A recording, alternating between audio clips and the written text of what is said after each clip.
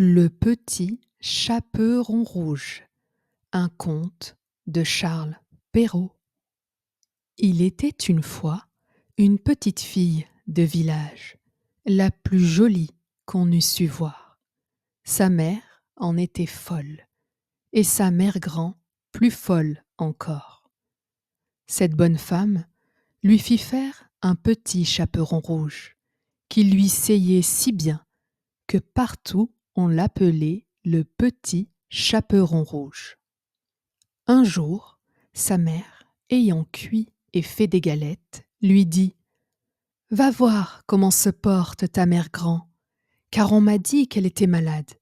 Porte-lui une galette et ce petit pot de beurre. » Le petit chaperon rouge partit aussitôt pour aller chez sa mère grand, qui demeurait dans un autre village.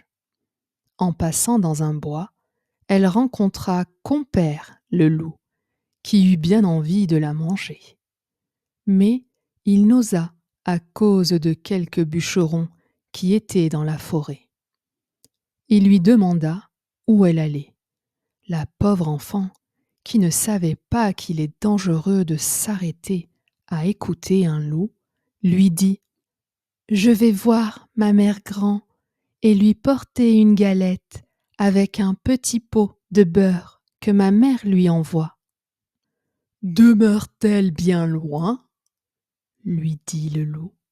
« Oh, oui, » dit le petit chaperon rouge.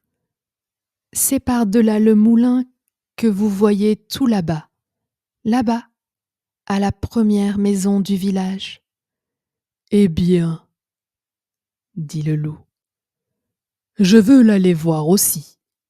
Je m'y en vais par ce chemin-ci, et toi par ce chemin-là. Et nous verrons qui plus tôt y sera. » Le loup se mit à courir de toute sa force par le chemin qui était le plus court, et la petite fille s'en alla par le chemin le plus long, s'amusant à cueillir des noisettes, à courir après des papillons et à faire des bouquets de petites fleurs qu'elle rencontrait. Le loup ne fut pas longtemps à arriver à la maison de la mère grand. Il heurte, toc toc. « Qui est là ?»« C'est votre fille, le petit chaperon rouge, » dit le loup en contrefaisant sa voix, « qui vous apporte une galette et un petit pot de beurre que ma mère vous envoie. » La bonne mère grand, qui était dans son lit, à cause qu'elle se trouvait un peu mal, lui cria « Tire la chevillette, la bobinette, chéra !» Le loup tira la chevillette et la porte s'ouvrit. Il se jeta sur la bonne femme et la dévora en moins de rien, car il y avait plus de 3 jours qu'il n'avait mangé.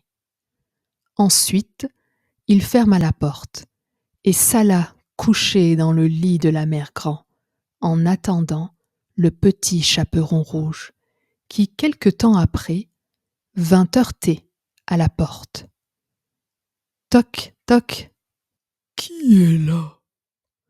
Le petit chaperon rouge, qui entendit la grosse voix du loup, eut peur d'abord, mais croyant que sa mère grand était enrhumée, répondit « C'est votre fille, le petit chaperon rouge, qui vous apporte une galette et un petit pot de beurre que ma mère vous envoie. » Le loup lui cria en adoucissant un peu sa voix « Tire la chevillette, la bobinette, chéra !» Le petit chaperon rouge tira la chevillette et la porte s'ouvrit.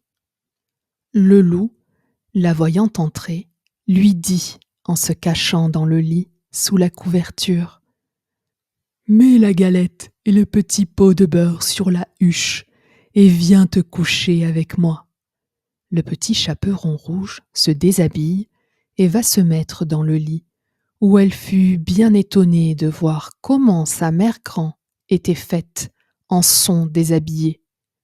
Elle lui dit « Ma mère grand, que vous avez de grands bras !»« C'est pour mieux t'embrasser, ma fille. Ma mère grand, que vous avez de grandes jambes. C'est pour mieux courir, mon enfant. Ma mère grand, que vous avez de grandes oreilles. C'est pour mieux écouter, mon enfant. Ma mère grand, que vous avez de grands yeux. C'est pour mieux voir, mon enfant. Ma mère grand, que vous avez de grandes dents. C'est pour te manger. Et en disant ces mots, ce méchant loup se jeta sur le petit chaperon rouge et la mangea. Moralité de l'histoire. On voit ici que de jeunes enfants, surtout de jeunes filles, belles, bien faites et gentilles, font très mal d'écouter toutes sortes de gens. Et que ce n'est pas chose étrange s'il en est temps que le loup mange.